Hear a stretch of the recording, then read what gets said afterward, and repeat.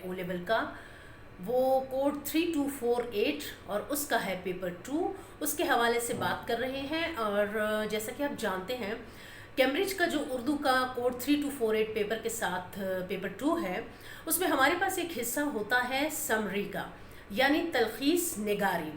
तलखीस निगारी में कैम्ब्रिज के पेपर में आपको एक पैसेज दिया जाता है, आपने उसको बहुत ध्यान से पढ़ना है और फिर 100 अल्फाज पर मुश्तमिल उसका खुलासा लिखना है।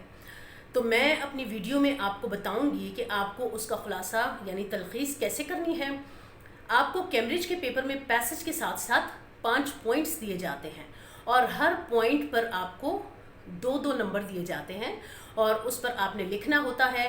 अब इसको आपने लिखना कैसे है, मैं कैम्ब्रिज के पास्ट पेपर से कुछ चीज़ें सिलेक्ट करके, कुछ तलखीस का हिस्सा, कुछ पैसेजेस सिलेक्ट करके उसको सॉल्व करके आपको दिखाती हूँ।